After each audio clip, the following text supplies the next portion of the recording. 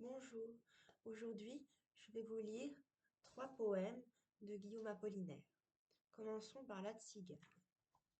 Même époque de composition que la nuit rhénane et même atmosphère pour cette évocation fugitive des amours, condamnés d'avance avec Annie Pleiden. La strophe 2 suggère le heurt de l'amour avec la réalité. L'expression elliptique des sentiments est très remarquable dans son symbolisme. La tzigane savait d'avance nos devis barrés par les nuits. Nous lui dîmes adieu et puis, de ce puits sortit l'espérance. L'amour lourd comme un ours privé dansa debout quand nous voulûmes, et l'oiseau bleu perdit ses plumes, et les mendiants le ravaient. On sait très bien que l'on se damne, mais l'espoir d'aimer en chemin nous fait penser main dans la main à ce qu'a prédit la tzigane.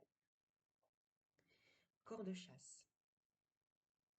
La manière reste la même que dans la Tzigane pour ce poème bien postérieur, 1912. La strophe 1 insiste sur la qualité éminente de l'amour que la vie doit emporter. La strophe 2 suppose une comparaison implicite de l'auteur avec Quincé. La comparaison finale est une rare puissance de suggestion. Notre histoire est noble et tragique, comme le masque d'un tyran. Nul drame hasardeux ou magique, aucun détail indifférent ne rend notre amour pathétique. Et Thomas de Quincey buvant l'opium au poison doux et chaste, à sa pauvre âne aller rêvant, passons, passons, puisque tout passe. Je me retournerai souvent, les souvenirs sont corps de chasse, dont meurt le bruit parmi le vent. Annie. Depuis 1904, Apollinaire n'avait plus rien su d'Annie expatriée en Amérique.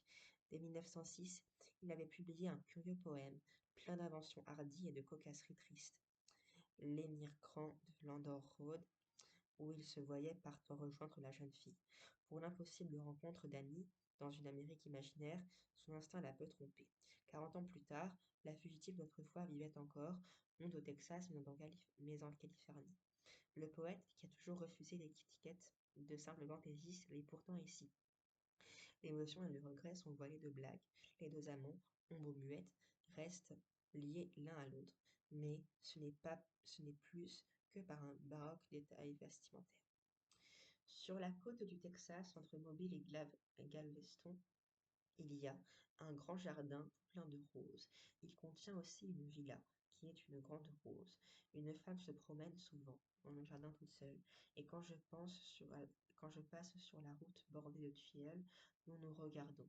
Comme cette femme est ménonite, ses rosiers et ses vêtements n'ont pas de boutons. Il en manque deux à mon veston. La dame et moi suivons presque le même rite. Note ménonite, secte puritaine dont la sévérité proscrit tout ornement. Je vous lirai la suite dans 4 jours. Merci d'avoir regardé. Au revoir.